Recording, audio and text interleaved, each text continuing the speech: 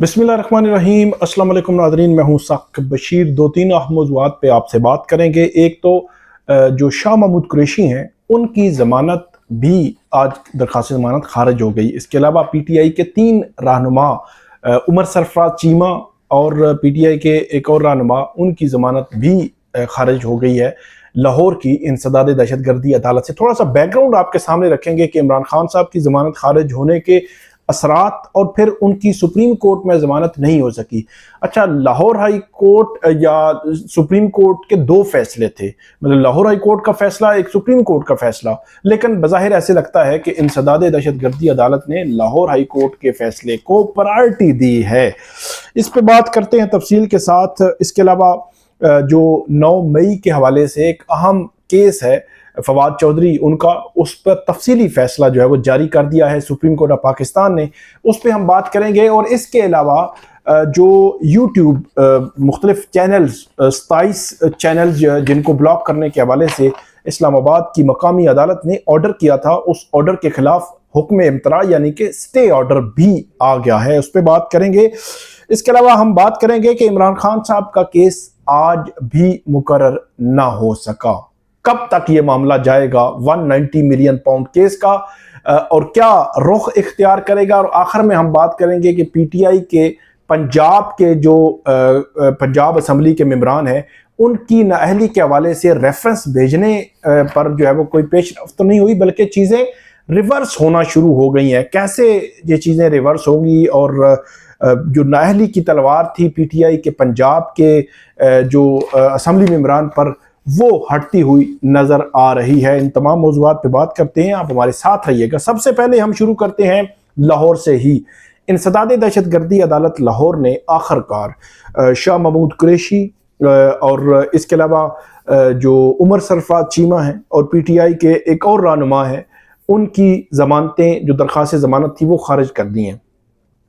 अच्छा, हैरानगी इसलिए होती है कि 2 साल हो गए हैं इस केस को।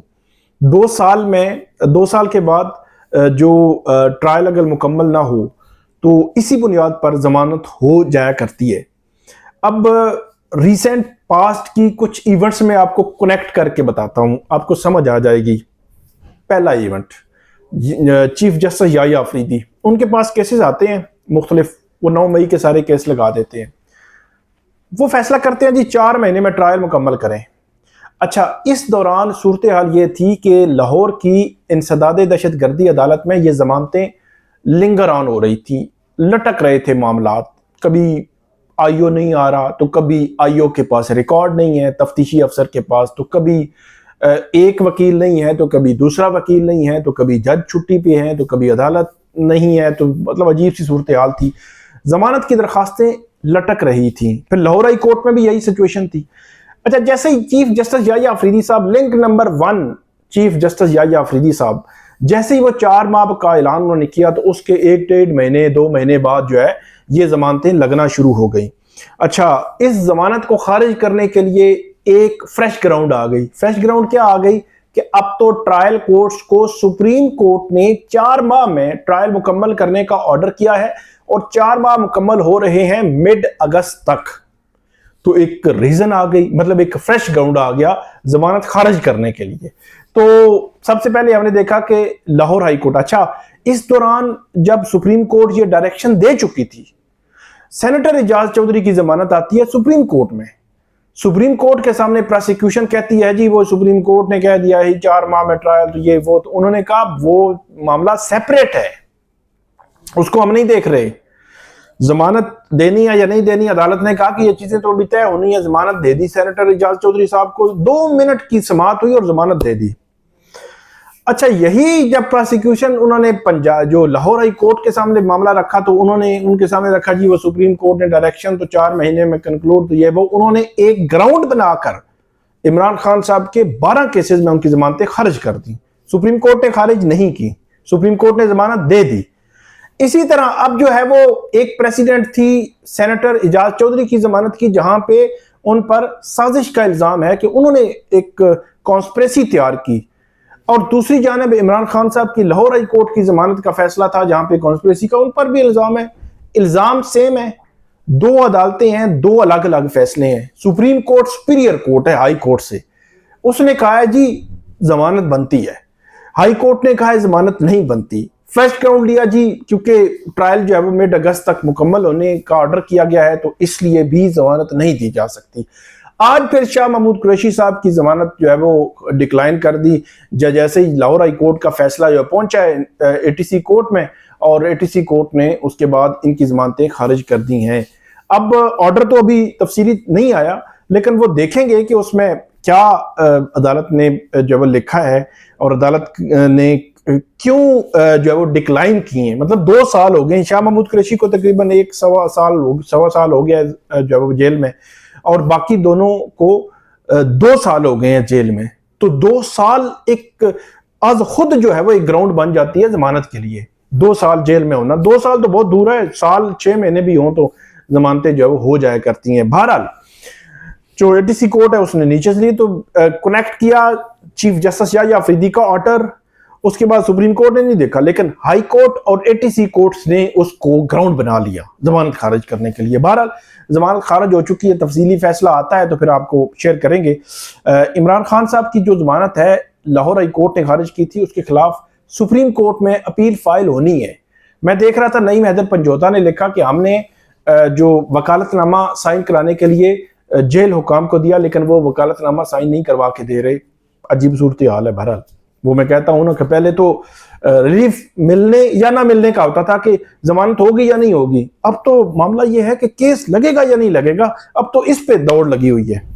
बहरहाल ये इसका तफसीली फैसला आएगा तो वो हम आपके सामने रखेंगे कि उसमें क्या वजूहात दी गई हैं शाह महमूद कुरैशी की जमानत खारिज करने की। आगे बढ़ते हैं, एक और केस था फवाद चौधरी साहब का, गुज़श्ता दिन में मैंने आपको बताया था, उसका तफसीली फैसला आ गया है। उसमें बुनियादी पॉइंट ये है कि 35 केसेस हैं तो सबका एक ही ट्रायल कर लें। अब फवाद चौधरी साहब कहते हैं कि मुझ पर यह इल्ज़ाम है कि मैंने एक साजिश घड़ी गई है 9 मई के हवाले से, और उस साजिश में मुझ पर इल्ज़ाम है कि मैं भी उसमें शरीक था। वो कहते हैं कि लाहौर हो, रावलपिंडी हो, फैसलाबाद हो, एक ही मुझ पर इल्ज़ाम है ना, तो सबका ट्रायल तो एक होना चाहिए। जाए कि आप मुख्तलिफ ट्रायल करें या मुख्तलिफ फैसले आ जाएं तो इसका एक अलग से असर होगा। तो इस पर वो पहले लाहौर हाई कोर्ट, फिर सुप्रीम कोर्ट, फिर लाहौर हाई कोर्ट, फिर सुप्रीम कोर्ट आए, तो सुप्रीम कोर्ट ने फिर तफसीली जो ऑर्डर जारी किया है उसमें उनका ये सारा रिप्रोड्यूस किया है मामला। लेकिन उसी के दौरान जो फवाद चौधरी हैं उन्होंने कहा था कि मुझे स्टे ग्रांट किया जाए और प्रोसीडिंग रोकी जाए। तो इसका फैसला सुप्रीम कोर्ट ने यह करार दिया है कि नंबर 1 कि यह फैसला लाहौर हाई कोर्ट करेगी कि इन 35 मुकदमात का एक ही ट्रायल होना है या मुख्तलिफ ट्रायल्स होंगे, नंबर 1।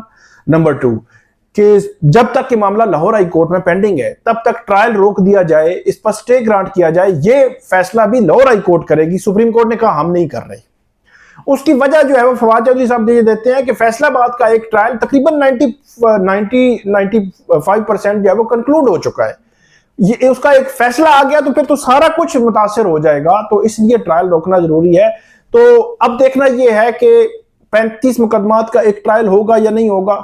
नंबर 2 स्टे मिलेगा या नहीं मिलेगा। तो 2 ही पॉइंट्स हैं। तीसरा पॉइंट उन्होंने सुप्रीम कोर्ट ने यह लिखा है कि लाहौर हाई कोर्ट जल्दी में इसको करे, ऐसा ना हो कि लाहौर हाई कोर्ट रख कर बैठ जाए फाइल और उधर से फैसले हो जाएं। तो ये तीनों चीजें लाहौर हाई कोर्ट ने करनी है। लेकिन पहला पॉइंट जो बहुत इंपॉर्टेंट है, और दूसरा भी कि स्टे रुका तो सबका रुक जाएगा। पहला पॉइंट इसलिए इंपॉर्टेंट है कि अगर एक का ट्रायल जो है वो 35 की बजाय एक हुआ तो बाकी सबका भी, क्या इमरान खान साहब का भी एक ही होगा क्यों? लेकिन वहां पे पीटीआई की लीगल टीम सुप्रीम कोर्ट नहीं गई थी और उन्होंने ऐसी कोई प्ली नहीं दी, उन्होंने फॉलो नहीं किया। बाकी लीडरशिप के भी 35 केसेस थे।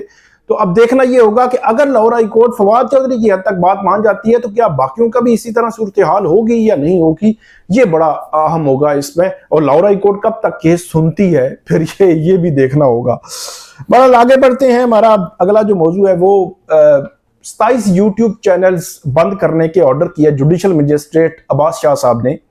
24 जून को ये ऑर्डर हुआ और तकरीबन 7 या 8 जून को इस हवाले से पता चला यूट्यूबर्स को जिनके यूट्यूब चैनल बंद हुए थे, मतीउल्लाह जान साहब थे, असदपुर साहब थे। तो सूरत हाल ये बनी कि उनको यूट्यूब की जानिब से ईमेल आ गई और वो ऑर्डर भी आ गया कि इस ऑर्डर की बुनियाद पर ईमेल आपको की है कि आपके खिलाफ कंप्लेंट आई है कि आपके यूट्यूब चैनल्स रिमूव कर दिए जाएं। तो जुडिशियल मजिस्ट्रेट अब्बास शाह साहब का हमने ऑर्डर पढ़ा तो वो इतना पैथेटिक किस्म का ऑर्डर है कि उसको आप जस्टिफाई नहीं कर सकते। उन्होंने बगैर किसी को नोटिस किया ही वो ऑर्डर कर दिया। बहरहाल उसको चैलेंज किया गया आज एडिशनल सेशन जज अफजल मजूका साहब की अदालत में। तो उन्होंने ना आओ देखा ना ताओ देखा, ना उन्होंने कोई लंबी चौड़ी वो आर्गूमेंट्स सुनने की या बोलने की जरूरत पड़ी।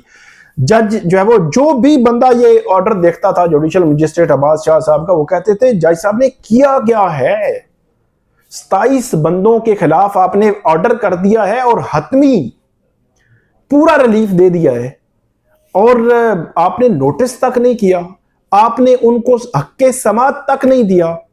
तो फिर आज जुडिशियल मजिस्ट्रेट के खिलाफ जो ऑर्डर था एडिशनल सेशन जज अफजल मजूका साहब ने उस पर उसको सस्पेंड कर दिया, उसको मुअत्तल कर दिया और 21 जुलाई के लिए जो नेशनल साइबर क्राइम एजेंसी है उसको नोटिस जारी कर दिया गया है और उनको कहा है कि आप इस पे जवाब दें और उसके बाद अदालत इस केस को मजीद आगे चलाएगी। लेकिन मतीउल्लाह जान साहब और असदुर साहब की हद तक इस ऑर्डर को सस्पेंड किया गया है। अब 27 के 27 लोगों को अलग अलग ये ऑर्डर चैलेंज करना होगा और अलग अलग वो सस्पेंड होगा। एक रास्ता उनके लिए ठीक निकला है कि 2 लोगों का सस्पेंड हुआ है तो अब बाकी 25 जैसे जैसे जाते जाएंगे उनकी सस्पेंशन होती रहेगी, उनको सस्पेंशन मिल जाएगी इस ऑर्डर के खिलाफ। तो ये उनके लिए एक रास्ता जो खुला है, लेकिन सबको अलग अलग जाना होगा। एक ही ऑर्डर से सबका रास्ता जो है नहीं खोल सकता, वगरना जो यूट्यूब है कोई एक्शन भी ले सकती है और इसकी अटेस्टेड कॉपी यूट्यूब को भी भेजनी पड़ेगी, तब जाकर यूट्यूब जो है वो रुकेगी। इस हवाले से आगे बढ़ते हैं। इमरान खान साहब का जो 190 मिलियन पाउंड केस है वो फिर भी फिक्स नहीं हुआ। अब देखना यह है कि जो आज 11 जुलाई, कल 12 जुलाई और सैटरडे 13 जुलाई संडे और 14 जुलाई से हफ्ता शुरू हो रहा है। अच्छा, 14 से 21 या 22 जुलाई तक जो जस्टिस मोहम्मद आसिफ साहब हैं वो मौजूद हैं इस्लामाबाद हाई कोर्ट में। अब देखना है कि इस हफ्ते में इमरान खान साहब का मरकजी केस फिक्स होगा या नहीं, क्योंकि अर्ली हियरिंग दरखास्त दायर की गई है तो पहले अर्ली हियरिंग दरखास्त लगेगी फिर मरकजी केस लगेगा। मतलब अजीब सी सिचुएशन है। बेल मैटर हमेशा अर्जेंसी मैटर्स होते हैं, इनको जल्दी फिक्स होना होता है। लेकिन मैंने आपको बताया कि पहले मामला होता था कि रिलीफ मिलेगा या नहीं मिलेगा, अब मामला है कि केस लगेगा या नहीं लगेगा। तो यहाँ पे यही सूरत हाल है। आइंदा हफ्ते 14 से 21 या 22 जुलाई के दरमियान ये देखना होगा कि इमरान खान साहब का ये केस फिक्स होता है या नहीं होता, या इसको लटकाया जाएगा। बज़ाहिर लटकाया जाएगा ऐसे ही लग रहा है। पीटीआई के पंजाब असम्बली के जो मेंबरान हैं 26-27 मेंबरान, उनके हवाले से मलक अहमद खान जो स्पीकर पंजाब असम्बली, उन्होंने कहा था कि वो रेफरेंस भेजेंगे और भेज दिया है किसको, इलेक्शन कमीशन ऑफ पाकिस्तान को। उन्होंने एक मुलाकात भी की सिकंदर सुल्तान राजा साहब के साथ, जिसके बाद आज लाहौर में बैठक हुई, उनको नोटिस किया हुआ था इन जो है वो मेंबरान को। और इतलात ये हैं कि इन मेंबरान के हवाले से जो वहाँ पे बातचीत हुई और उसमें ये तकरीबन इत्तेफाक राय था कि मामला हल होना चाहिए और उसके लिए मलिक अहमद खान साहब मुमकिन तौर पर कोई कमेटी बना सकते हैं और ये फड्डा जो है वो कमेटी के ज़रिए, मुज़ाकरात के ज़रिए, कोई SOPs के ज़रिए मुस्तकबिल में ऐसे मामलात जो है वो ना करने या ना होने की बुनियाद पर जो है वो ये हो सकता है कि कोई सिचुएशन पॉजिटिव साइड पे चली जाए और ये जो फड्डा बना हुआ है पीटीआई के पंजाब असम्बली के मेंबरान के दरमियान और स्पीकर पंजाब असम्बली के दरमियान ये ख़त्म हो जाए। बेबज़ाहिर जो है ऐसे लग रहा है आज की मीटिंग के बाद। मज़ीद आपको अपडेट हम करते रहेंगे, हमें फीडबैक दीजिएगा। अल्लाह हाफिज़।